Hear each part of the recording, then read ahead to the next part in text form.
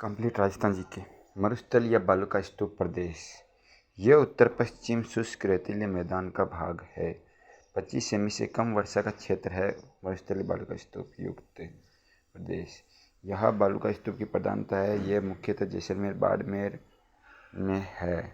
बालू का स्तूप युक्त प्रदेश। बालू का स्तूप के सभी प्रकार प्राय बाह्य क्षेत्र में है। इन बालू का स्तूपों के मध्य प्राय एक खड़ीन सरोवर आदि पाए जाते हैं। यहाँ मुख्यतः रेतीली बलुई मृदा का विस्तार है। उष्णकटिबंधीय कांटेदार वनस्पति का वितरण है।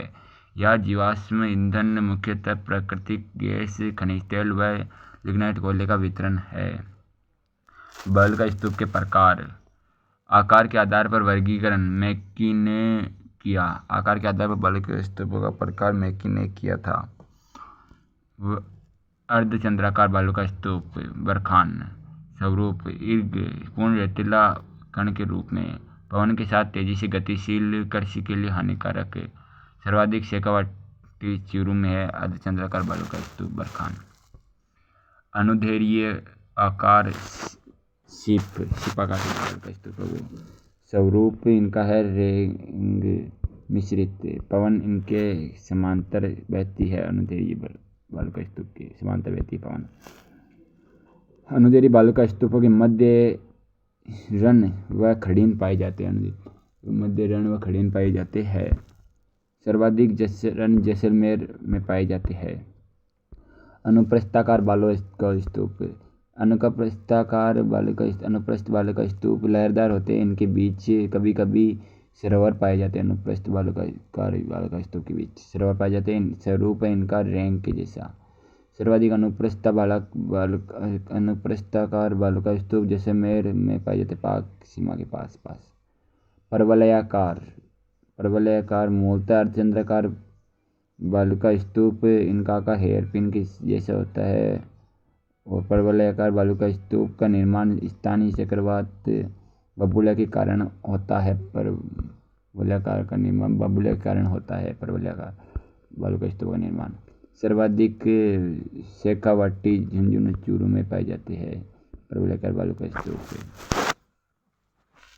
नेटवर्क बालू का स्तूप एक ही दिशा में अर्धचंद्राकार बालू का स्तूप का विस्तार होता है। उसको नेटवर्क बालू का स्तूप कहते हैं। इनका स्वरूप ईर्ग के समान होता है। नेटवर्क बालू का स्तूप का इनका विस्तार है। चूरू सीमा में पाए जाते हैं। नेटवर्क बालू का स्तूप। तारानुमा बालू का स्तूप सह अर्धचंद्राकार बालू का स्तूप का समूह है। यह एमपीएस मोहनगढ़ पोखरण सूरतगढ़ में है। तारानुमा बालू का स्तूप मोहनगढ़ पोखरण और सूरतगढ़ में है। एमपीएस में है। पोखरण और सूरतगढ़ में है। रण या टाट। ये रण टाट अर्धचंद्राकार बालू का स्तूप के मध्य धरातल के नीचे चूना पत्थर या जिप्सम के कारण संग्रहित जल को रण कहते हैं। रण या टाट कहते हैं। डांट खड़ीन। यह अनुदैर्घ्याकार बालू का स्तूप के मध्य धरातल के अंश संग्रहित वर्षा जल का अवशोषण के बाद निर्मित पपड़ी नुमा संरचना क्षेत्र अल्पकालीन संग्रहित जलाशय को खड़ीन कहते हैं। दो अनुदैर्घ्याकार बालू का स्तूप के मध्य संग्रहित जलाशय जो पालीवालों के द्वारा परंपरागत जल संग्रहण प्रणाली के रूप में प्रयुक्त रही। सर्वाधिक जैसलमेर में। सरोवर ढांड। अर्धचंद्राकार बालू का स्तूप के पार्श्व में निर्मित नतोदर निम्न भाग को ढांड कहते हैं। यहाँ प्राय वर्षा जल भरने से सरोवर पाए जाते हैं। अर्धशुष्क रेतीला मैदान। लघु मरुस्थल राजस्थान बांगड़। अर्धशुष्क रेतीला मैदान यह उत्तर पश्चिम के रेतीले मैदान का भाग है। 25 से 50 वर्षा का क्षेत्र जो अफवाह के आधार पर निम्न 4 भागों में विभाजित है। अर्धशुष्क रेतीला मैदान प्रथम है घग्गर बेसिन। गंगानगर हनुमानगढ़ में विस्तृत प्रदेश है। घग्गर बेसिन नदी के अवनलिका अपरदन से निर्मित है। इस भाग को राज्य में नाली प्रदेश तथा घग्गर बेसिन को राज्य में नाली प्रदेश तथा पाकिस्तान में घग्गर बेसिन को हकरा कहते हैं। पाकिस्तान में घग्गर बेसिन को हकरा और राजस्थान में नाली बेसिन कहते हैं। राज्य में घग्गर बेसिन वर्तमान में नहरी सिंचित प्रदेश है। मृदा भूरी बेसिन मृदा भूरी रेतीली व सिरोजिस में पाई जाती है। आंतरिक जल प्रवाह क्षेत्र या शेखावाटी क्षेत्र। आंतरिक जल प्रवाह क्षेत्र छोटा शेखावाटी क्षेत्र मुख्यतः सीकर, झुंझुनू, चूरू और अंशतः उत्तर पूर्वी नागौर, सांभर झील, डीडवाना में पाया जाता है। ये निम्न भूमि क्षेत्र है आंतरिक जल प्रवाह क्षेत्र। अतः आंतरिक अपवाह क्रम है। भूरी रेतीली व सिरोजियम मृदा का विस्तार पाया जाता है आंतरिक जल प्रवाह क्षेत्र में। यह अर्धचंद्राकार आंतरिक जल प्रवाह क्षेत्र में अर्धचंद्राकार परवलयाकार बालू का स्तूप की प्रधानता है। कांतली नदी व जोहड़ मुख्य जल स्रोत है आंतरिक जल प्रवाह क्षेत्र के। कांतली नदी व जोहड़ उष्णकटिबंधीय कांटेदार वनस्पति का विस्तरण है इधर। धात्विक तांबा और अधात्विक कैल्साइट खनिजों का भंडारण। धात्विक आंतरिक प्रवाह क्षेत्र में झुंझुनू सीकर में धात्विक तांबा और अधात्विक कैल्साइट खनिजों का भंडारण क्षेत्र है। नागौरी उच्च भूमि। नागौरी उच्च भूमि यह लवणीय व क्षारीय तत्वों के कारण पाई जाने वाली अनुपजाऊ मृदा को रेड कहा जाता है। दक्षिण मध्य नागौर, कुचेरा, शंखवाड़ आदि 12 ग्रामों का समूह है। उर्वरता के कारण सुहलक प्रदेश कहलाता है। दक्षिण मध्य नागौर, कुचेला, शंखवाड़ आदि 12 गांवों का समूह है। उर्वरता के कारण सुहलक प्रदेश कहलाता है। वर्षा 50 सेमी। मिट्टी भूरी रेतीली व लवणीय व क्षारीय मृदा पाई जाती है नागौरी उच्च भूमि में और वर्षा होती है 25 से 50 सेमी। नागौरी उच्च भूमि में खारे पानी की झीलों की उपस्थिति पाई जाती है सांभर डीडवाना में। नागौर उच्च भूमि में वनस्पति उष्णकटिबंधीय कांटेदार वनस्पति वितरण है। नागौर उच्च भूमि में धात्वीय खनिज टंगस्टन, अधात्विक में संगमरमर, अधात्विक में संगमरमर, जिप्सम, केमिकल ग्रेड लाइमस्टोन आदि का भंडारण पाया जाता है। लूणी बेसिन मुख्यतः पाली और जालौर में है। अंशतः जोधपुर, बाड़मेर और सिरोही में भी लूणी बेसिन है। इसके लूणी बेसिन के 2 भाग। गोडवाड़ प्रदेश यह लूणी व जवाई का भाग है। गोडवाड़ प्रदेश लूणी व जवाई का भाग है जो मुख्यतः पाली में है तथा अंशतः जोधपुर, बाड़मेर, जालौर, सिरोही में है। सांचौर प्रदेश ये जवाई के दक्षिण में जालौर जिले में सांचौर के आसपास का प्रदेश है जिससे उर्वरता के कारण राजस्थान का पंजाब कहते हैं। सांचौर को उर्वरता के कारण सांचौर प्रदेश की मिट्टी भूरी रेतीली व सिरोज में मृदा का विस्तार है। भूरी रेतीली व सिरोज में तरह सांचौर प्रदेश में। वनस्पति है सांचौर प्रदेश में उष्णकटिबंधीय कांटेदार वनस्पति का वितरण है सांचौर जालौर में।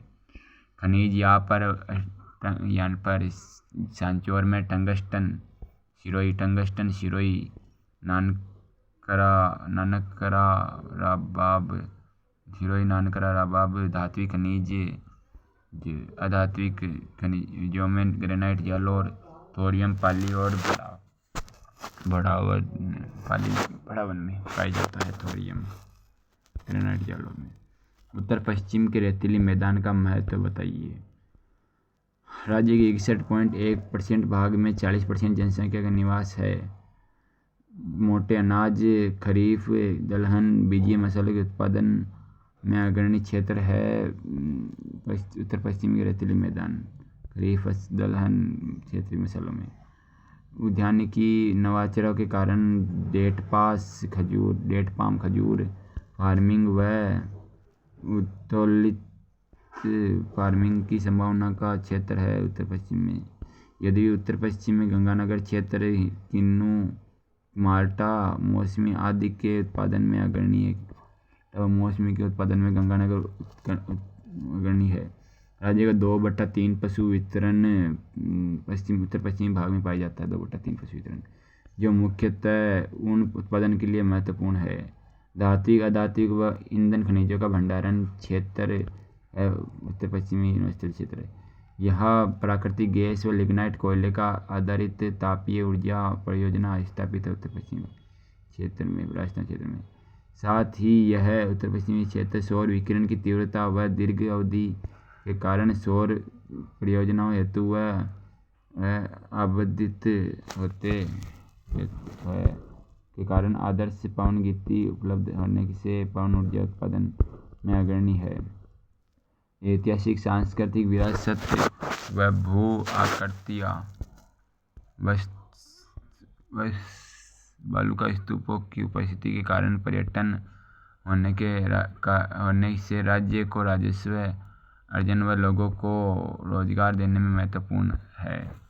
विरल कम जनसंख्या वितरण के कारण सैन्य अभ्यास के लिए उपयुक्त है उत्तर पश्चिमी क्षेत्र तथा बालुका स्तूपों का विस्तार अंतर्राष्ट्रीय सीमा क्षेत्र में सुरक्षा की दृष्टि से उपयोगी है। ग्रीष्म ऋतु में न्यून वायुदाब दक्षिण पश्चिमी मानसून के आगमन दक्षिण पश्चिमी मानसून के महत्वपूर्ण कारक है। लाठी सीरीज जैसलमेर जिले में पोखरण से मोहनगढ़ के बीच भूगर्भीय जल पट्टी है, उसको लाठी सीरीज कहते हैं, जहाँ सेवण घास का वितरण अधिक है तथा ये लाठी सीरीज में क्षेत्र चंदन नलकूप के लिए प्रसिद्ध है।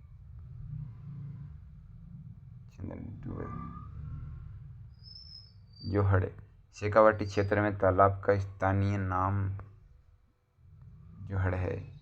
ये चुनेदार अनावर्त स्तर के जलाशय है। जोहड़ सेठानी का जोहड़ा चूरू में प्रसिद्ध जोहड़ा है। उबड़-पट्टी बांका पट्टी अजमेर नागौर का संलग्न क्षेत्र जहाँ पेयजल में फ्लोराइड की मात्रा 5 ppm से अधिक है के कारण यह क्षेत्र अस्थिविकृति जन्य विकारों के कारण उबड़-पट्टी का पट्टी कहलाता है। अरावली पर्वतमाला या मध्यवर्ती पहाड़ी प्रदेश। अरावली पर्वतमाला व इसका प्रादेशिक विभाजन बताइए, का महत्व बताइए। ना होती तो क्या प्रभाव होते। भाकर मेहू डांग भाकर प्रदेश गिरवा मागड़ा क्षेत्र। अरावली पर्वतमाला विश्व की प्राचीनतम वलित अवशिष्ट पर्वतमाला है। उत्पत्ति प्रीकैम्ब्रियन युग में हुआ था। आपलेशियन पर्वतमाला के समकालिक है। पर्वतमाला के समकालिक अरावली पर्वतमाला यूएसए की आपलेशियन। यह अरावली पर्वतमाला रायसीमा हिल्स नई दिल्ली से प्रारंभ होकर हरियाणा राजस्थान होती हुई गिरनार हिल्स से पालनपुर गुजरात तक उत्तर पूर्व से दक्षिण पश्चिम दिशा में 692 किलोमीटर लंबी विस्तृत है। राज्य में 550 किलोमीटर विस्तृत है अरावली पर्वतमाला। अरावली पर्वतमाला का सर्वाधिक विस्तार उदयपुर में, न्यूनतम विस्तार अजमेर में। उदयपुर में और न्यूनतम विस्तार अजमेर में। न्यूनतम तो अजमेर में और सर्वाधिक विस्तार अरावली पर्वतमाला का उदयपुर में। सर्वाधिक ऊंचाई अरावली की सिरोही में। सर्वाधिक लंबाई है पाली में। औसत ऊंचाई अरावली की है 930 मीटर। शैल संरचना की दृष्टि से 3 भागों में विभाजित है अरावली पर्वतमाला। उत्तरी अरावली, मध्य अरावली और दक्षिण अरावली। उत्तरी अरावली रायसीमा हिल से सांबर बेसिन तक। मध्य अरावली सांबर बेसिन से टाटगढ़ अरावली तक। दक्षिण अरावली टाटगढ़ अरावली से गिरनार हिल्स तक। उत्तरी अरावली रायसीमा हिल से सांबर बेसिन में क्वार्टजाइट फाइलाइट चट्टानों की प्रधानता है। मध्य अरावली सांबर बेसिन से टाटगढ़ में चूना पत्थर व संगमरमर की प्रधानता है। वह दक्षिणी अरावली टाटगढ़ से गिरनार पर्वत हिल्स ग्रेनाइट व रायलाइट की प्रधानता है। राज्य में प्रादेशिक विभाजन ऊंचाई के आधार पर। उत्तर पूर्वी पहाड़ी प्रदेश गोडवाड़ हिल्स। उत्तर पूर्वी पहाड़ी प्रदेश गोडवाड़ हिल्स मेवाड़ पहाड़ियाँ और आबू पर्वतखंड। उत्तर पूर्वी पहाड़ी प्रदेश ये जयपुर संभाग में विस्तृत है। उत्तर प्रदेश जिसमें मुख्य श्रेणियाँ तोरावाटी पहाड़ियाँ, निम्न शेखावाटी पहाड़ियाँ व जयपुर अलवर पहाड़ियाँ है। इस भाग उत्तर पूर्वी पहाड़ी प्रदेश में भाग में सर्वोच्च शिखर रघुनाथगढ़ शिखर में है, 1055 मीटर का है। यह रघुनाथ उत्तर पूर्वी पहाड़ी प्रदेश हरियाणा सीमा से सांबर बेसिन तक विस्तृत है। उत्तर पूर्वी पहाड़ी प्रदेश में क्वार्टजाइट फाइलाइट झील की प्रधानता पाई जाती है। उत्तर पूर्व पहाड़ी प्रदेश में बाणगंगा, मेंथा, साबी, कांतली, रूपांतरी आदि मैदानी नदियों का उद्गम व जलग्रहण क्षेत्र है। अर्धशुष्क पर्णपाती वनस्पति प्रधानता पाई जाती है यहाँ पर। यह धात्विक उत्तर पूर्वी पहाड़ी प्रदेश में धात्विक व तांबा व युक्त तथा अधात्विक में कैल्साइट व घिया पत्थर आदि का भंडारण है। उत्तर पूर्वी पहाड़ी प्रदेश में मेरवाड़ हिल्स सांबर बेसिन से टाटगढ़ रावली तक विस्तृत है। मेरवाड़ हिल्स सांबर बेसिन से टाटगढ़ हिल्स तक विस्तृत क्षेत्र है। मेरवाड़ हिल्स पहाड़ी क्षेत्र में है। यह संलित पहाड़ी क्षेत्र में मेरवाड़ हिल्स चूना पत्थर संगमरमर की प्रधानता पाई जाती है। मेरवाड़ हिल्स में चूना पत्थर व संगमरमर की प्रधानता पाई जाती है। लूणी व लीलड़ी नदियों का उद्गम क्षेत्र है मेरवाड़ हिल्स। लूणी व लीलड़ी नदियों का उद्गम क्षेत्र मेरवाड़ हिल्स में। लीलड़ी नदियों का उद्गम क्षेत्र मेरवाड़ क्षेत्र में पाया जाता है। लूणी व लीलड़ी नदी का उद्गम क्षेत्र मेरवाड़ हिल्स में है। अर्धशुष्क पर्णपाती वनस्पति का वितरण है मेरवाड़ हिल्स में। अर्धशुष्क पर्णपाती का वितरण मेरवाड़ हिल्स में धात्विक खनिजों में जिंक में तथा अधात्विक में फेल्सपार, पन्ना आदि का भंडारण उत्तर पूर्वी पहाड़ी प्रदेश में। सर्वोच्च शिखर है उत्तर पूर्वी पहाड़ी प्रदेश को गोरम घाट। मेवाड़ हिल्स को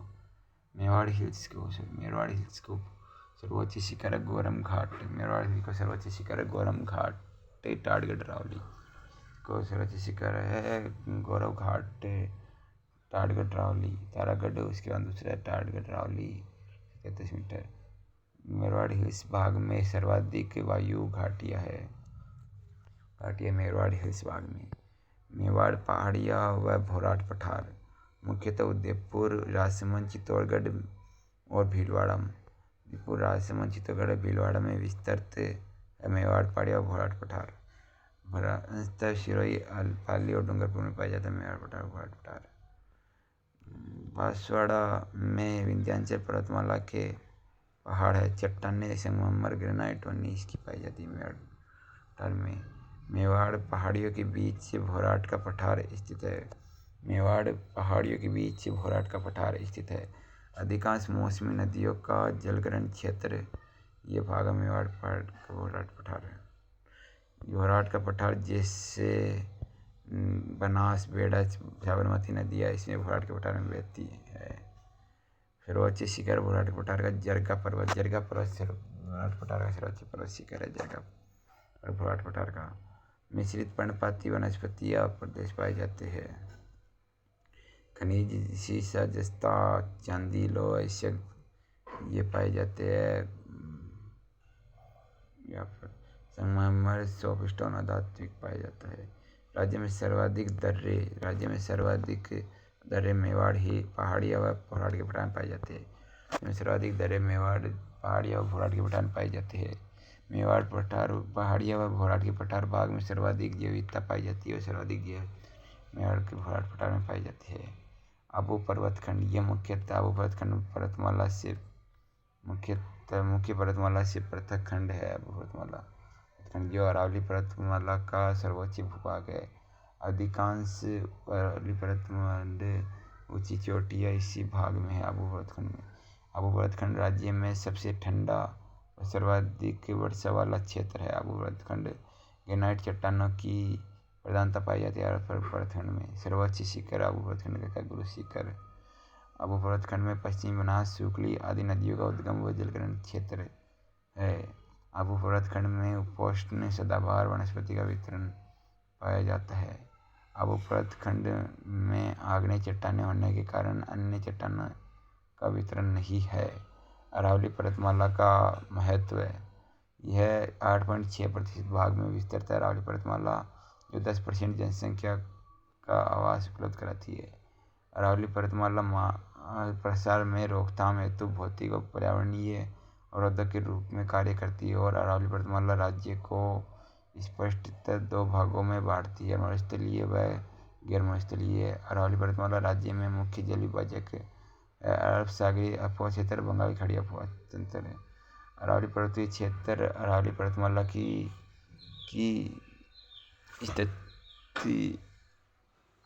स्थिति दक्षिणी भाग में अधिक ऊंचाई है तथा जैव विविधता का मानसून के वितरण में महत्वपूर्ण कारक है। राज्य में अधिकांश मौसमी नदियों का जलग्रहण क्षेत्र अरावली पर्वतमाला है। ये नदियाँ और इन पर निर्मित बांध व जलाशय तथा यहाँ अवस्थित जिले सिंचाई, पेयजल व पर्यटन के लिए महत्वपूर्ण है।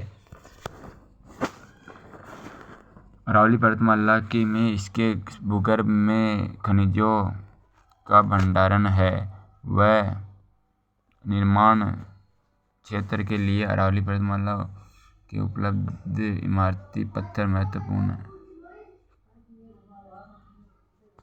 अरावली पर्वतमाला में वन्यजीवों व आदिवासियों की आश्रय स्थली है तथा अरावली पर्वतमाला में पाए जाने वाले वनोत्पाद आदिवासियों की आजीविका के स्रोत है तथा अनेक लघु व कुटीर उद्योगों के लिए कच्चे माल के स्रोत। अरावली पर्वतमाला में अनेक प्राचीन सभ्यताओं का विकास अरावली से संलग्न नदियों घाटों में हुआ है, जैसे आहड़ सभ्यता और गणेश्वर सभ्यता का अरावली पर्वतमाला में हुआ है। इन पर्वतमालाओं पर अवस्थित दुर्ग रियासत काल में वॉच टावर, अवलोकन स्तंभ आत्मरक्षा के लिए महत्वपूर्ण थे।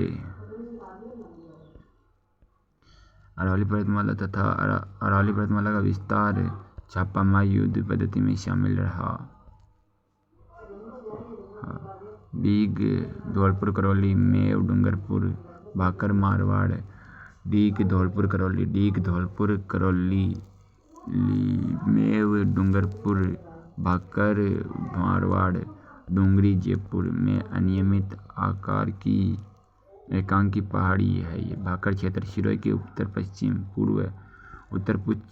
पूर्व भाग में सिरोही के उत्तर पूर्व भाग में कटकनुमा पहाड़ी क्षेत्र की अधिकता होने के कारण ये भाग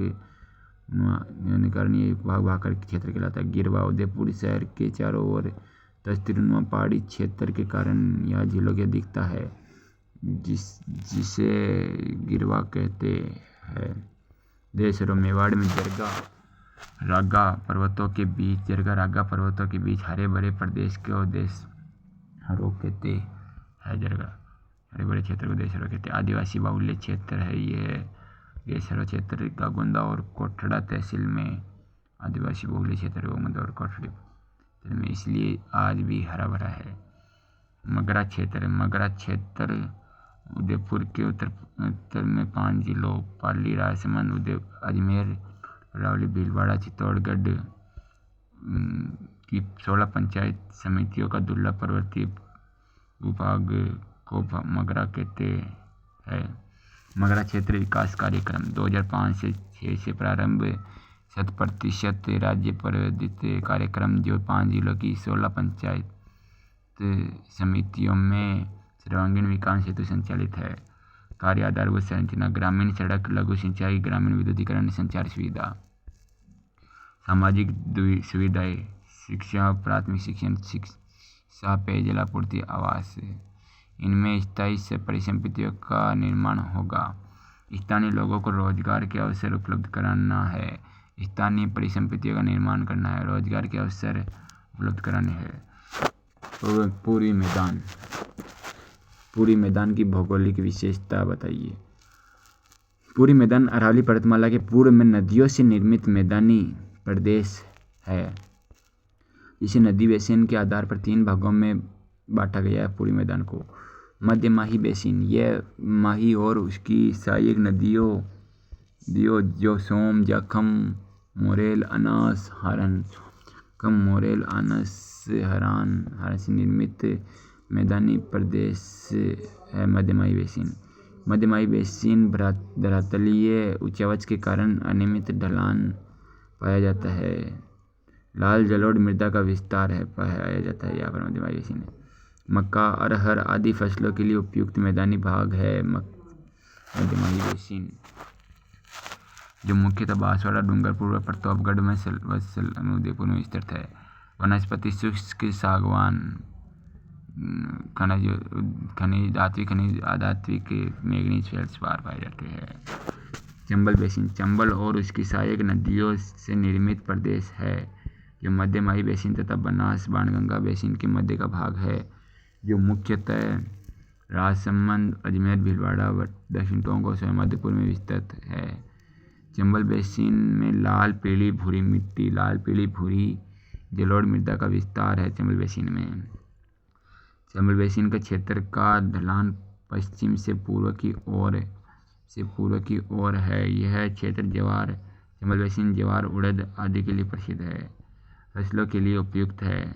उपयुक्त का मतलब है जलवायु के अनुकूल बिना सिंचाई के फसल पाई जाती है। यहाँ पर ये वनस्पति मिश्रित पर्णपाती वनस्पति पाई जाती है चंबल बेसिन में। खनिज धात्विक, जस्ता, सीसा, चांदी, अधात्विक, अभ्रक व कीमती पत्थर, गार्नेट, तांबा।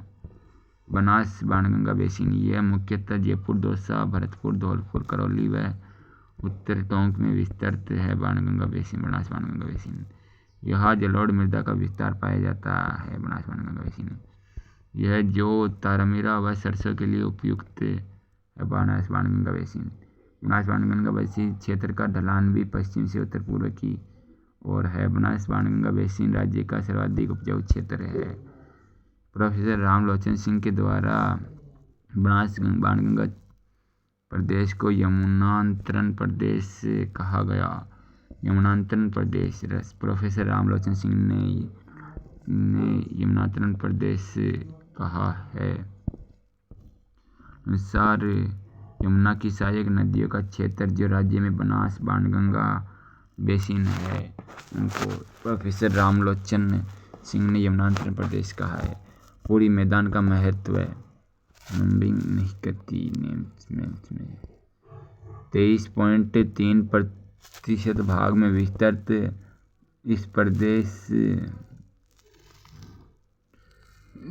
में 39% जनसंख्या निवास करती है। पूरी मैदान में नदियों से निर्मित जलोढ़ उपजाऊ मैदान तथा सिंचाई साधनों, कुएं, नलकूप, गहरा तालाब के कारण यह क्षेत्र खाद्यान्न, दलहन, तिलहन उत्पादन में अग्रणी। पूरी मैदान का महत्व है। उद्यानिकी नवाचारों के कारण पूरी मैदान अनार, अमरूद, आम, नींबू, पूरी मैदान अमरूद, आम, अनार, आंवला आदि बागवानी फसलों उत्पादों की संभावना का क्षेत्र है। पूरी मैदान जलवायु अनुकूलन के कारण पूरी मैदान दुधारू पशुपालन किया जाता है। पूरी मैदान में मध्यमाही मैदान व चंबल बेसिन के जलाशयों में मत्स्य पालन किया जाता है। समतल मैदानी भूभाग है। पूरी मैदान समतल मैदानी भूभाग है। समुन्नत आधारभूत संरचना पाई जाती है। यहाँ पर पूरी मैदान में सड़क, परिवहन, उन्नत सामाजिक सुविधाओं की उपलब्धता पाई जाती है। पूरी मैदान में शिक्षा, चिकित्सा, उच्च जल घनत्व के कारण यह भाग पूरी मैदान औद्योगिक क्षेत्र, विनिर्माण आदि के लिए महत्वपूर्ण है। मध्यमाही बेसिन में सदाबहार माही नदी जल विद्युत उत्पादन के लिए महत्वपूर्ण। बेसिन में सदाबहार माही नदी जल विद्युत के लिए महत्वपूर्ण है। पूरे मैदान में धात्विक और अधात्विक खनिजों का भंडारण होने से ये क्षेत्र खनिज आधारित उपयोगों के लिए महत्वपूर्ण है। पूरे मैदान रियासत काल में निर्मित ऐतिहासिक सांस्कृतिक धरोहरों के कारण वर्तमान में उच्च स्तरीय चिकित्सा संस्थानों के कारण यह पर्यटन के लिए भी महत्वपूर्ण है, जो राज्य को राजस्व अर्जन व लोगों की रोजगार के लिए महत्वपूर्ण है। मध्यमाही मैदान के भूभाग वागड़, मेवल, मावलिया, देवलिया, मेवड़, मेवलिया, देवल, देवलिया, काठल, छापन का मैदान, खेराड़, माल खेराड़ राज्य में पीडमांट प्लेन पाए जाते हैं, मैदान पाए जाते हैं। यहाँ पर वागड़, वाघ्रपत, वागड़ या वाघ्र घाट, ये वाघ्र घाट का वंश है। वागड़ यह रियासती कालीन डूंगरपुर बांसवाड़ा का क्षेत्र है बागरघाट, जहाँ मेवाड़ वंश से संबंधित शासक रहे। मेवलिया डूंगरपुर और बांसवाड़ा के बीच छोटी छोटी बिखरी पहाड़ियों मेव की अधिकता है।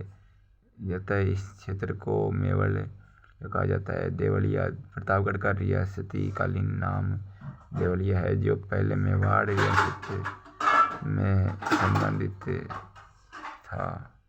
छप्पन का मैदान बांसवाड़ा और प्रतापगढ़ के बीच 56 गाँव का सामूहिक क्षेत्र छप्पन का मैदान है। यह मध्यमाई बेसिन में स्थित है। काठल ये प्रतापगढ़ जिले का भाग है, जहाँ नदी नालों की अधिकता के कारण काठा नदी का पाट क्षेत्र अधिक है, अतः इसे काठल कहा जाता है। खेराड़ बिजोलिया भीलवाड़ा में देवली टोंक के मध्य उल्टे जहाज की आकृति जैसा चतुर्वेदिक उपवा वाला क्षेत्र खेराड़ प्रदेश कहलाता है। बिजोलिया भीलवाड़ा में उल्टे जहाज की आकृति क्षेत्र खेराड़ प्रदेश कहलाता है। माल खेराड़ ऊपरमाल प्लस खेराड़ प्रदेश को माल खेराड़ कहते हैं। यह माल खेराड़ भैंसुरगढ़ से देवली टोंक के मध्य विस्तृत प्रदेश भैंसुरगढ़ से देवली टोंक के विस्तृत है माल खेराड़ प्रदेश। बिजोलिया विजयवल्ली अशोक परमार द्वारा शासित क्षेत्र है। बिजोलिया यह क्षेत्र बिजोलिया महाराणा सांगा द्वारा उसे दिया गया था अशोक परमार को, जो बाद में सबसे लंबे किसान आंदोलन के लिए चर्चित रहा है। बिजोलिया विजयवल्ली राज्य के पिडमांट प्लेन मैदान पर्वतपदीय क्षेत्रों में उच्च टीलानुमा युक्त राज्य में पिडमांट मैदान को पर्वतपदीय क्षेत्रों में उच्च टीलानुमा युक्त निर्मित मैदानी भूभाग को पिडमांट मैदान कहा जाता है। प्रदेशों में उच्च टीलानुमा युक्त निर्मित मैदानी भूभाग को मैदान को पिडमांट मैदान कहते हैं। राज्य में सर्वाधिक राजसमंद में देवगढ़ के पास पिडमांट मैदान पाए जाते हैं। राजसमंद में देवगढ़ के पास पिडमांट मैदान पाए जाते हैं। दक्षिणी पूर्वी पठारी प्रदेश की भौगोलिक विशेषताएं बताइए। दक्षिणी पूर्वी पठारी प्रदेश दक्षिण के प्रायद्वीप पठार का ही भाग है, जो राज्य के कोटा संभाग में विस्तृत है। अंशतः पूर्वी चित्तौड़गढ़ में भी है। दक्षिण पूर्वी पठार को दो भागों में बांटा गया है, हाड़ौती पठार व विंध्यन कगार। हाड़ौती पठार यह दक्षिण पूर्वी प्रायद्वीप पठार का भाग है, जिसे अध्ययन की दृष्टि से निम्न भागों में बांटा गया। हाड़ौती पठार को पहाड़ियाँ बूंदी की पहाड़ियाँ यह दो अर्धचंद्राकार समांतर पहाड़ियों का श्रेणी का क्रम है। बूंदी की पहाड़ियों का सर्वोच्च शिखर संतूर है। बूंदी की पहाड़ियों में 4 दर्रे हैं। विंध्यन से बूंदी की पहाड़ियों में 4 दर्रे हैं। इन 4 दर्रों का नाम 4 दर्रे जेबूराला जेतवाड़ा बूंदी रामगढ़ खटकड़ भी बूंदी जेतवाड़ा बूंदी रामगढ़ खटकड़ दर्रा बूंदी लाखेरी बूंदी। मुकंदरा हिल्स से मुकंदरा की पहाड़ियाँ झालावाड़ चित्तौड़ में विस्तृत है, मुख्यतः कोटा और अंशतः झालावाड़ और चित्तौड़गढ़ में विस्तृत है। मुकंदरा हिल्स पहाड़ियाँ मुख्यतः कोटा और अंशतः झालावाड़ चित्तौड़गढ़ में विस्तृत है। मुकंदरा हिल्स की पहाड़ियाँ सर्वोच्च शिखर है चांदवाड़ी मुकंदरा हिल्स का कोटा में है। चांदवाड़ी सर्वोच्च शिखर है, कोटा में है। ढलान दक्षिण से उत्तर की ओर है। मुकंदरा हिल्स पहाड़ियों से आलनिया नदी निकलती है। बरड़ क्षेत्र बूंदी के उत्तर पश्चिम में पथरीला क्षेत्र है, उसको बूंदी में बरड़ क्षेत्र कहा जाता है। पंडित नैनूराम शर्मा द्वारा बूंदी किसान आंदोलन करा गया था। यहाँ पर उच्च भूमियाँ शाहबाद व रामगढ़ उच्च भूमियाँ 12 घोड़े की नाल यही पेड़ है। शाहगढ़ व घोड़े की नाल भी कहा जाता है। आकार की पहाड़ियाँ है शाहगढ़ रामगढ़ उच्च भूमि में। यूनेस्को की वर्ल्ड जियो हेरिटेज साइट में 2015 में घोषित किया गया था। शाहगढ़ बाद रामगढ़ को डग गंगाधार उच्च भूमि झालावाड़ झुम्मी, झालावाड़, काली सिंध और छोटी काली सिंध नदियों से घिरा प्रदेश है। डग गंगाधर उच्चभूमि झालावाड़, डग गंगा उच्चभूमि झालावाड़, काली सिंध और छोटी नदियों से घिरा प्रदेश है। झालावाड़ पठारी प्रदेश, मूलतः यही पठारी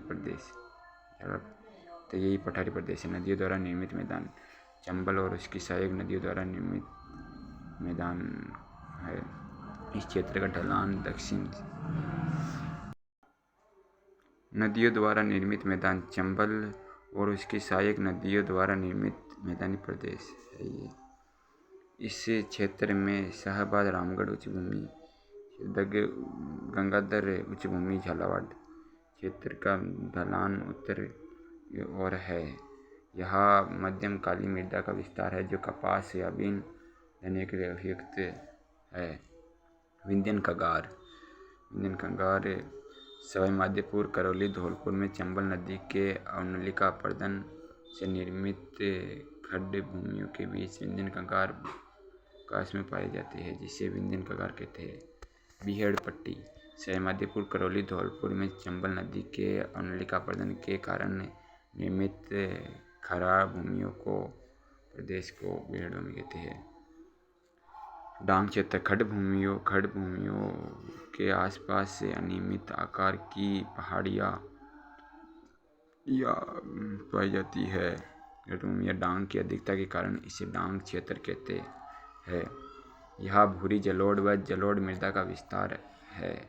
यहाँ मिश्रित पर्णपाती तथा अर्धशुष्क पर्णपाती करौली, धौलपुर का वितरण है, जिनमें धोकड़ा वन प्रमुख है। खनिज, यहाँ इमारती पत्थर, सैंडस्टोन, रेडस्टोन के लिए प्रसिद्ध है। दक्षिण पूर्वी पठारी प्रदेश का महत्व है। यह 7% क्षेत्रफल में दक्षिण पूर्वी पठारी प्रदेश का महत्व यह 7% क्षेत्रफल में विस्तृत है। इस प्रदेश में 11% जनसंख्या निवास करती है। दक्षिण पूर्वी पठारी प्रदेश में 11% जनसंख्या निवास करती है।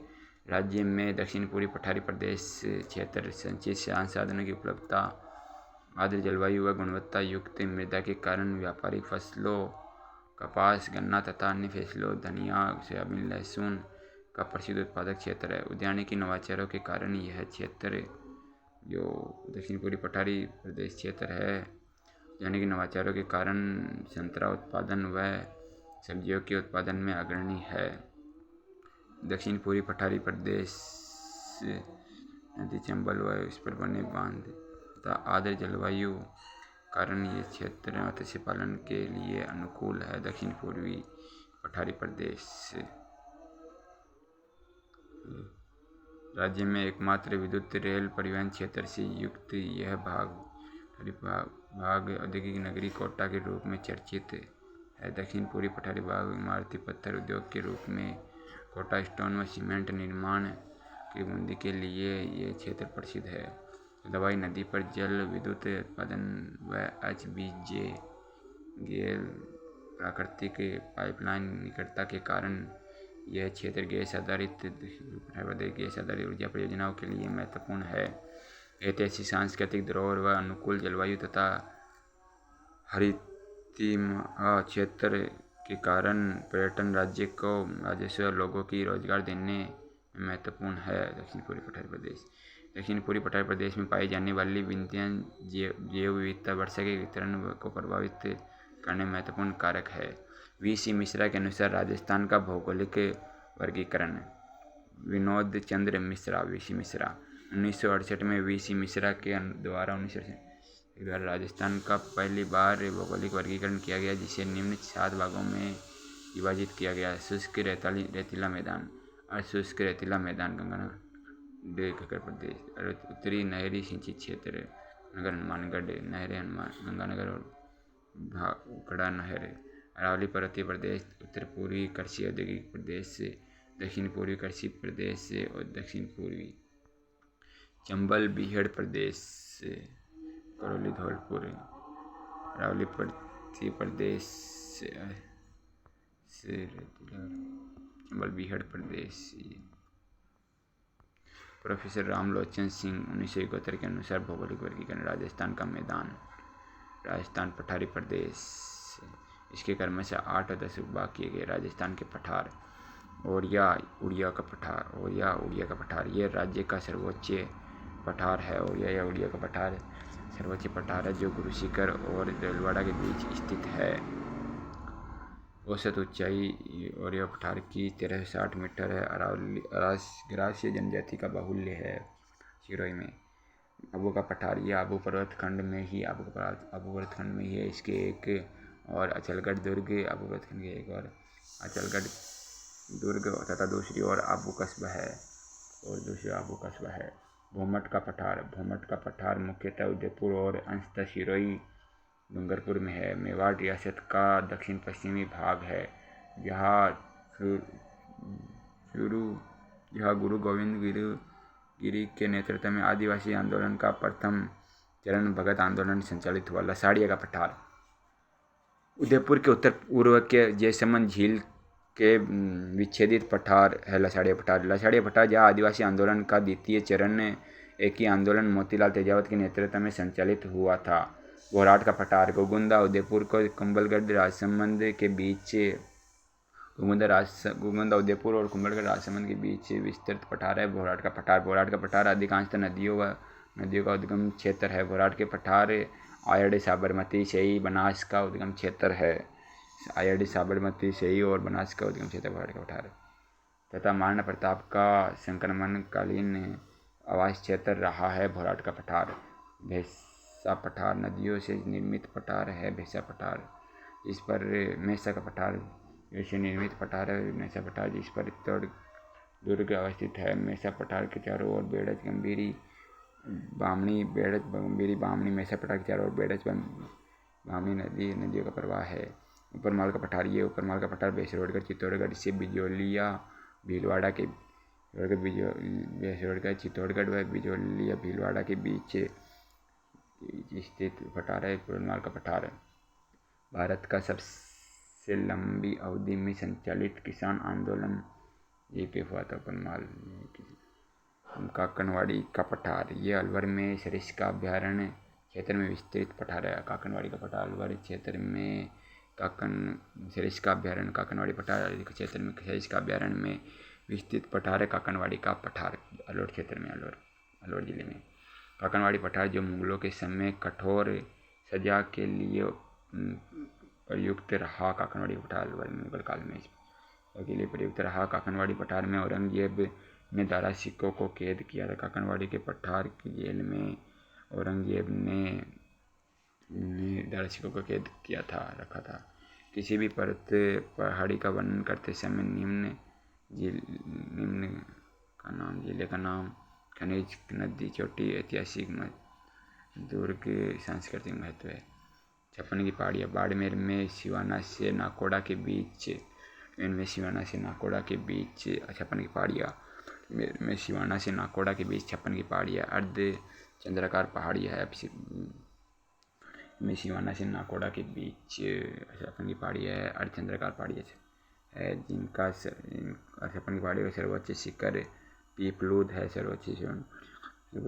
पीपलूद है। मारवाड़ का माउंट कहते हैं। छप्पन की पहाड़ियों को मारवाड़ का माउंट कहते हैं। छप्पन की पहाड़ियों को मारवाड़ का माउंट कहते हैं तथा यहाँ हल्देश्वर पहाड़ी पर सिवाना दुर्ग है। छप्पन की पहाड़ियों पर हल्देश्वर पहाड़ी पर सिवाना दुर्ग है। हल्देश्वर पहाड़ी पर सिवाना दुर्ग है। छप्पन की पहाड़ियों पर श्रवणगिरी या सोनारगिरी जालौर में विस्तृत पहाड़ी जिस पर जालौर का किला अवस्थित है ग्रेनाइट पत्थरों से युक्त झुंडा माता पर्वत जालौर में ग्रेनाइट पत्थरों से युक्त है। श्रवणगिरी यहाँ राज्य का पहला रोपवे निजी क्षेत्र का 2006 में संचालित हुआ। चिड़िया टूक पहाड़ी मेहरानगढ़ दुर्ग बना हुआ है। चिड़िया टूक पहाड़ी पर रायोलाइट पत्थर पाया जाता है। चिड़िया टूक पहाड़ी पर रायोलाइट पत्थर पाया जाता है। बाबाई पहाड़ियाँ झुंझुनू जिले की सबसे ऊंची चोटी। बाबाई पहाड़ियों में झुंझुनू जिले की सबसे ऊंची चोटी है। बाबाई पहाड़ियों में झुंझुनू जिले की सबसे ऊंची चोटी है। ऊंचाई 780 क्वार्टजाइट व फाइलाइट पत्थर पाए जाते हैं। बाबाई पहाड़ियाँ झुंझुनू की सबसे ऊंची चोटी। मलय केतु सीकर जिले की पहाड़ियों का सामूहिक नाम है मलय केतु। सीकर जिले की का सामूहिक नाम मलय केतु या मलय केतु जिनमें प्रमुख धार्मिक स्थल जिन माता आस पर्वत व और रेवासा धाम मले के तुम्हारे के तुम ही है।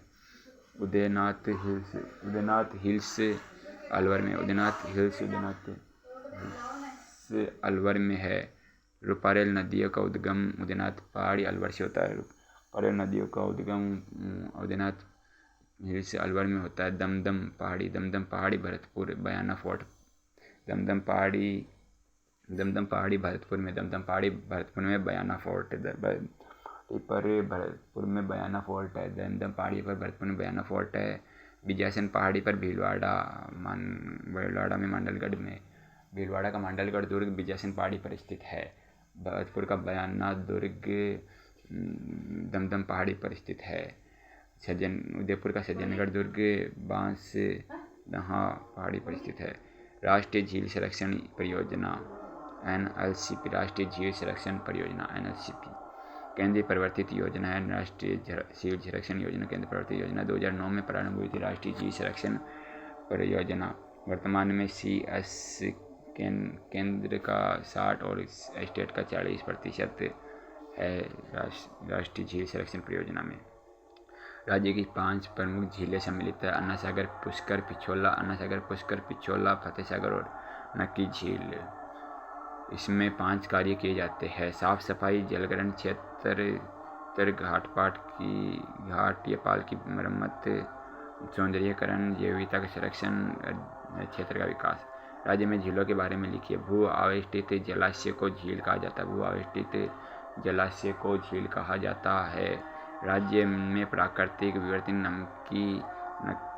नक्की वायु निर्मित सांबर लेक विवर्तनिक झील है। नक्की वायु निर्मित सांबर विवर्तनिक है नक्की और वायु निर्मित है सांबर लेक। ज्वालामुखी निर्मित है पुष्कर तथा कृत्रिम है पिछोला और अन्ना सागर कृत्रिम है।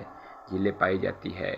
खारे पानी की झीलों में नमक तैयार किया जाता है तथा ताजे पानी की प्राकृतिक व कृत्रिम झीलों से सिंचाई व पेयजल आपूर्ति की जाती है। राज्य में झीलें परंपरागत जल संरक्षण में संभावित है अर्थात संस्कृति की अनमोल विरासत है। यह झीलें धार्मिक व आध्यात्मिक आस्था से जुड़ी है तथा पूजनीय है। राज्य के लोक जीवन में जल संरक्षण का महत्व स्पष्ट है। घी ढुलिया मारो जी न जसी, पानी ढुलियो मारो जी जले।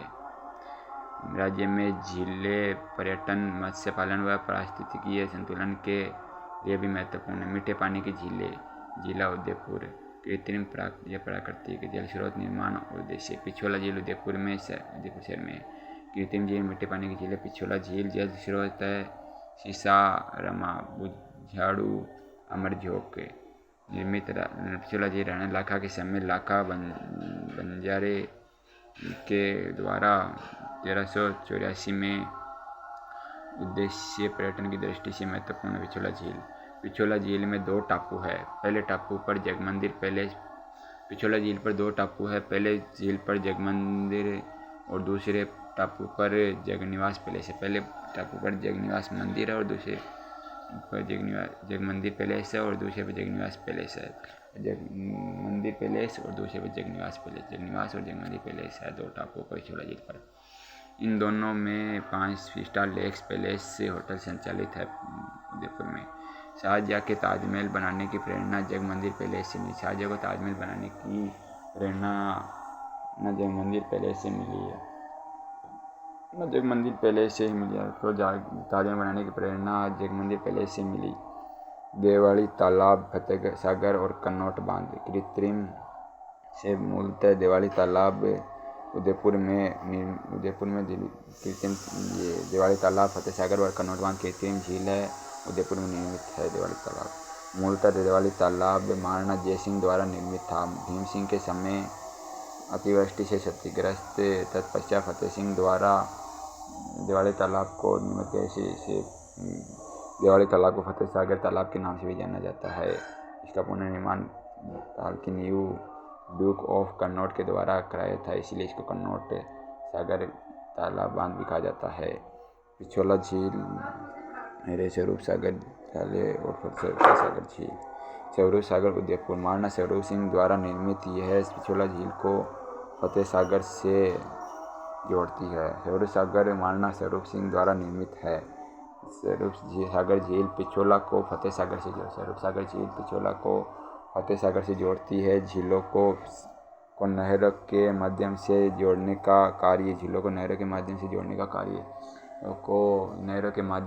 का कार्य फतेह सिंह ने किया था। झीलों को नहरों से जोड़ने का कार्य फतेह सिंह ने किया था। बड़ी तालाब या जनादेह सागर उदयपुर। बड़ी तालाब या जनादेह सागर उदयपुर। बड़ी तालाब या जनादेह सागर उदयपुर। महाराणा राज सिंह बड़ी तालाब या जनादेह सागर उदयपुर।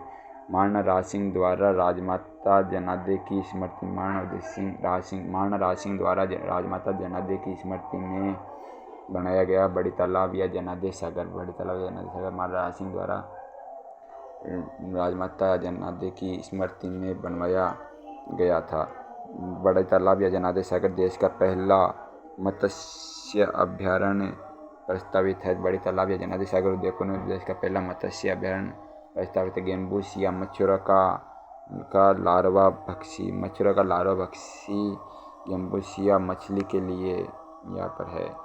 उद्देश्य है बड़ी सागर तालाब या जनादेह सागर का मछली पालन तथा पर्यटन में।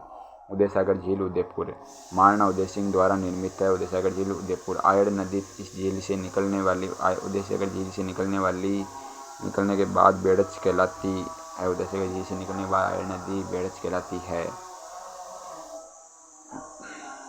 राज्य सरकार द्वारा state wetland conservation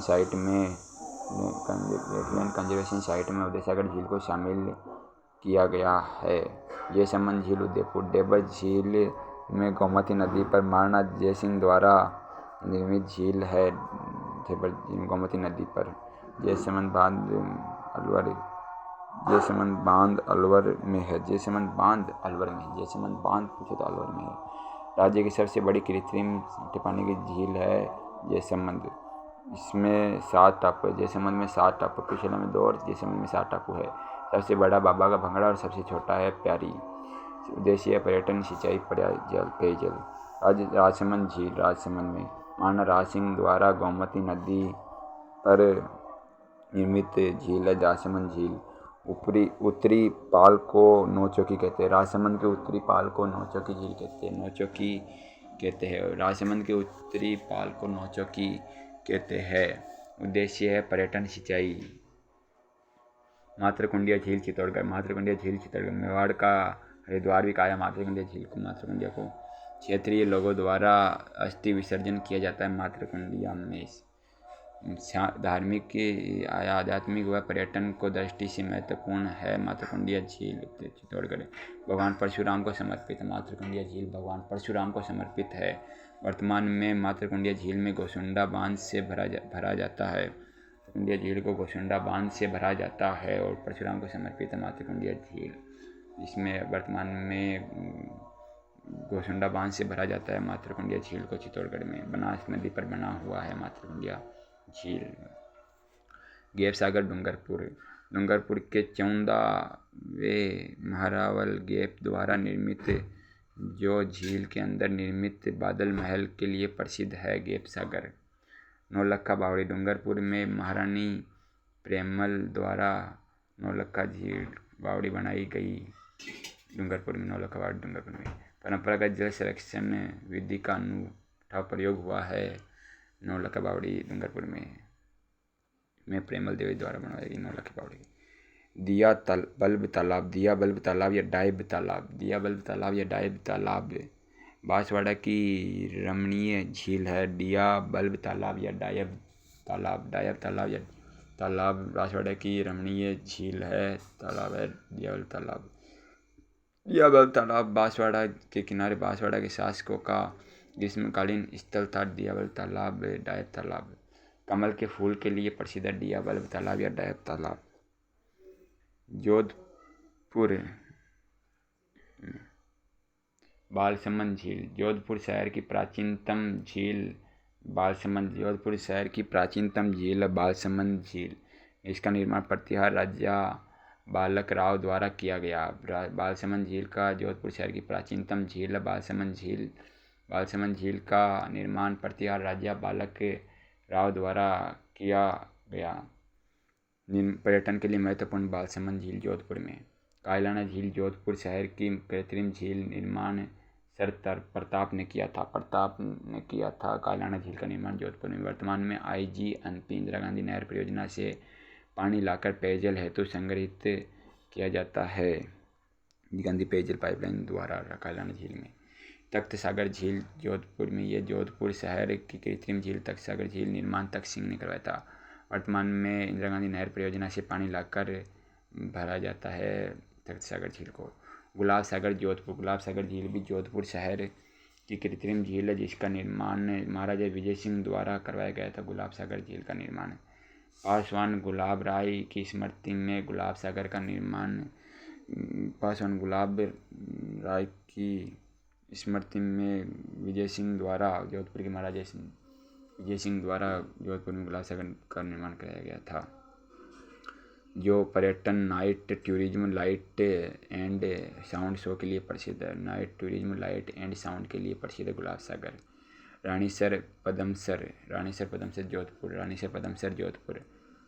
Jodhpur. Mehrangarh के पास रानीसर का निर्माण राव जोधा की महारानी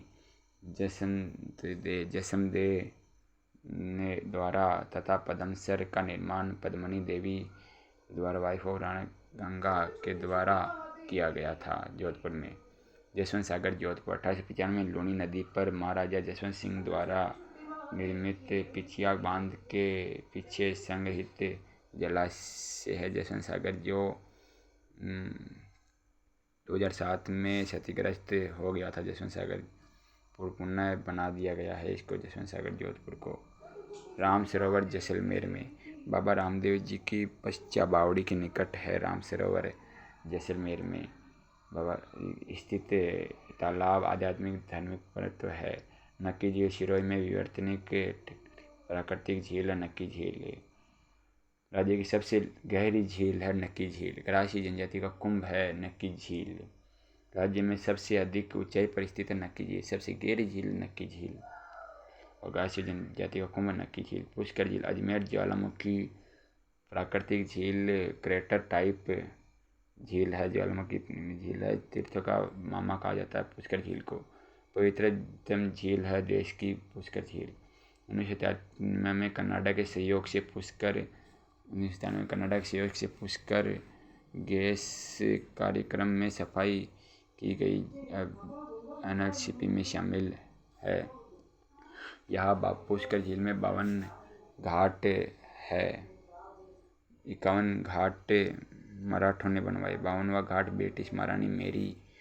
पुष्कर झील में 52 घाट है। 52 में से 51 घाट मराठों ने बनाए और 52वां घाट ब्रिटिश महारानी मेरी वाइफ ऑफ सम्राट जॉर्ज पंचम ने बनाया था। मेरी ने हेतु 1911 में बनवाया गया था 52वां घाट। इसे 52वें घाट को मेरी द्वारा बनाए घाट को गांधी घाट भी कहा जाता है। अन्ना सागर झील अजमेर में अन्नोराज द्वारा बनवाया गया था। चंद्रबाड़ी नदी पर निर्मित है अन्ना सागर झील, जो इसके किनारे निर्मित बारहदरी सुभाष उद्यान के लिए प्रसिद्ध है। अन्ना सागर बारहदरी सुभाष उद्यान के लिए प्रसिद्ध है अन्ना सागर झील। NLCP में शामिल है अन्ना सागर झील। फोय सागर अजमेर। बाढ़ राहत हेतु बांडी नदी पर मिस्टर फोय अंटोना इंजीनियर द्वारा निर्मित है फोय सागर झील। देवयानी झील सांबर कस्बा जयपुर शर्मिष्ठा शुक्राचार्य की पुत्री तथा ययाति की पत्नी थी। देवयानी सांबर कस्बा जयपुर शर्मिष्ठा शुक्राचार्य की पुत्री तथा ययाति की पत्नी थी, जिसने देवयानी झील बनाई थी सांबर कस्बा जयपुर में। तीर्थों की देवयानी को तीर्थों की रानी कहा जाता है। पौराणिक झील है मानसागर झील जयपुर। गर्भावती नदी पर निर्मित झील है मानसागर झील गर्भावती नदी पर, जिसमें जल महल अवस्थित है। मानसागर झील जयपुर में 2015 में natural wetland conservation Ramsar site प्रस्तावित है। मानसागर झील जयपुर। सिलीसैट झील अलवर। महाराणा विनय सिंह द्वारा रानी शीला देवी के ग्राह्य विहार हेतु निर्मित सिलिसेट झील विनय सिंह द्वारा निर्मित। मचकुंड धौलपुर तीर्थों का भांजा। गंधयुक्त जल के कारण चर्म रोग से मुक्ति मिलती है। गंधयुक्त जल के कारण मचकुंड धौलपुर में तीर्थमामा में चर्म रोग से मुक्ति मिलती है। जय सागर बूंदी। तारागढ़ दुर्ग की पहाड़ी तलहटी में जेता मीणा द्वारा निर्मित है जय सागर बूंदी। जय सागर के किनारे खुश महल है। जय सागर के किनारे खुश महल है। कुशल कमल के फूलों के लिए प्रसिद्ध है जय सागर। कनक सागर दुगारी। कनक सागर दुगारी बूंदी जिले का प्राकृतिक जलाशय है कनक सागर दुगारी। बूंदी जिले का प्राकृतिक जलाशय है कनक सागर दुगारी। कनक सागर दुगारी बूंदी जिले का प्राकृतिक जलाशय है। वीर तेजा जी की कर्मस्थली के रूप में चर्चित है कनक सागर दुगारी। वीर तेजा जी की कर्मस्थली के रूप में चर्चित है कनक सागर दुगारी। जल मुर्गियों के लिए प्रसिद्ध है कनक सागर दुगारी। बूंदी जिले का प्राकृतिक जलाशय है कनक दुगारी बूंदी। कनक सागर दुगारी बूंदी। वीर तेजा जी की कर्मस्थली के रूप में प्रसिद्ध है कनक सागर दुगारी। और जंगली मुर्गियों के लिए जल मुर्गियों के लिए प्रसिद्ध है कनक सागर दुगारी। किशोर सागर कोटा। रानी ब्रिज कौरी द्वारा झीलों के मध्य निर्मित जग मंदिर महल के लिए प्रसिद्ध है किशोर सागर। किशोर सागर कोटा रानी ब्रज कौरी द्वारा झील के मध्य निर्मित जगमंदिर महल के लिए प्रसिद्ध है किशोर सागर कोटा। वर्तमान में किशोर सागर 7 वर्ड्स पार्क व म्यूजिकल फाउंटेन के लिए प्रसिद्ध है। सीताबड़ी बारा। शहर जनजाति का कुंभ कहलाता है सीताबड़ी बारा। पहले 7 कुंड थे, वर्तमान में 3 कुंड है सीताबड़ी बारा में। सीता कुंड, लक्ष्मण कुंड और सूरज कुंड। सीताबड़ी बारा में जनजातियों का कुंभ, शहरी जनजाति का कुंभ है सीताबड़ी बारा। सीताबड़ी बारा में 7 कुंड थे, वर्तमान में 3 कुंड है, सीता कुंड, लक्ष्मण कुंड और सूरज कुंड। कोलाई झील बीकानेर पोखरण मार्ग पर स्थित है। कोलाई झील सांख्य दर्शन के प्रणेता कपिल मुनि के समर्पित है। कोलाई झील बीकानेर ताजे पानी की झील है। कोलाई झील बीकानेर सिख व हिंदू धर्म का आस्था स्थल है। कोलाई झील बीकानेर। खारे पानी की झील सांबर झील राज्य में खारे पानी की सबसे बड़ी झील सांबर झील है। जल स्रोत खारी खंडेल सांबर झील में मिलते हैं। खारी खंडेल नंथा रूपनगुड़ नाला त्योर नाला देवयानी नाला और नलियासर नाला। जयपुर नागौर में विस्तृत सांबर झील। जयपुर नागौर में विस्तृत सांबर झील। देश का 8.7% नमक उत्पादन सांबर झील से ही होता है। नमक उत्पादन सांबर साल्ट लिमिटेड 106% द्वारा, जो अब 1964 में HS वर्ग हिंदुस्तान साल्ट्स केंद्रीय फर्म द्वारा अधिग्रहित हुआ है। डीडवाना नागौर। यहाँ सोडियम सल्फाइड व सोडियम सल्फेट के संयंत्र। डीडवाना नागौर में सोडियम सल्फाइड व सोडियम सल्फेट के संयंत्र जो वर्तमान में बंद है। डीडवाना नागौर में। पंचभद्रा बाड़मेर राज्य की सर्वाधिक लवणता प्रतिशत वाली झील है पंचभद्रा बाड़मेर।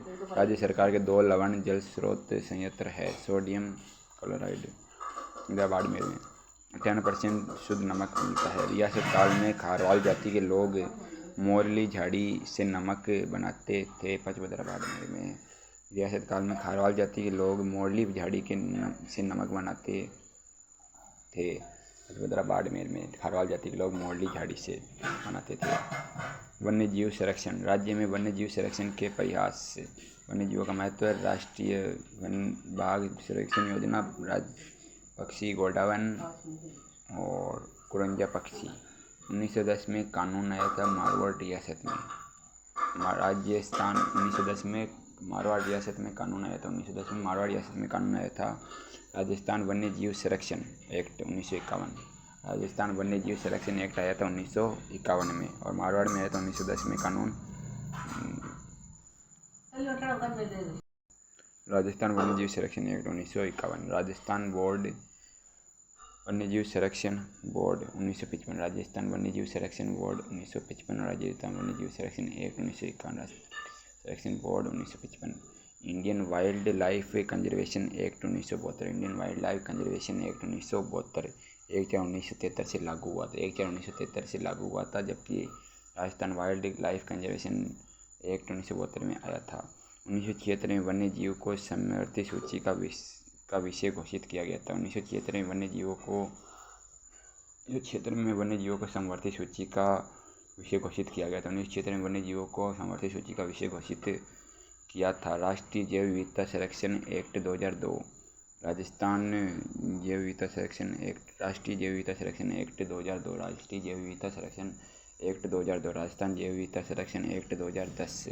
राष्ट्रीय जैव विविधता संरक्षण एक्ट 2002। राजस्थान एक्ट 2010। राजस्थान जैव विविधता संरक्षण बोर्ड 2010। सरकार द्वारा वन्य जीवों के संरक्षण हेतु निम्न संरक्षण प्रदान किए जा रहे हैं: स्वस्थानीय और बहिस्थानीय। राष्ट्रीय उद्यान 3, अभयारण्य 26 में भी मेन एंड बायोस्फीयर रिजर्व प्रस्तावित। आखिर निषिद्ध क्षेत्र 33, संरक्षित क्षेत्र 11, बहिस्थानीय जंतुआलय 5, पक्षीशाला 5, बायोलॉजिकल पार्क सज्जनगढ़ उदयपुर।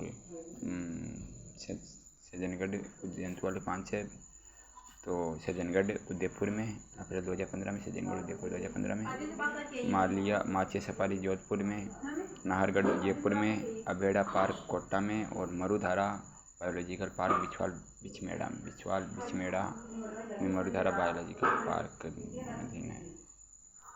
राष्ट्रीय उद्यान अभयारण्य और ये गतिविधियाँ उत्खनन आवास 1951 के शिकारगाह और 2002 में संरक्षित क्षेत्र बने थे। राज्य में 7 डियर पार्क मृगवन है। राज्य में 7 मृगवन है। वही स्थानीय संरक्षण है। वन्य जीवों का महत्व। वन्य जीव पारिस्थितिकी संतुलन में महत्वपूर्ण है, जो खाद्य श्रृंखला के रूप में जैव विविधता संरक्षण के लिए आवश्यक है। वन्य जीव संरक्षण से ही पारिस्थितिकीय पर्यटन होता है, जिससे राज्य को राजस्व अर्जन व लोगों को रोजगार प्राप्त होता है। वन्य जीवों के माध्यम से ही पादप प्रजातियों का प्रतिकृणन होता है। वन्य जीवों के अवशिष्टों से वन्य जीव दोनों की मृदा उर्वर होती है, जिससे चारागाह व वनस्पति के विकास में महत्वपूर्ण है। वैज्ञानिक अनुसंधानों के लिए वन्य जीव महत्वपूर्ण है व जीन पूल के रूप में इनका आनुवंशिकी महत्व है। यद्यपि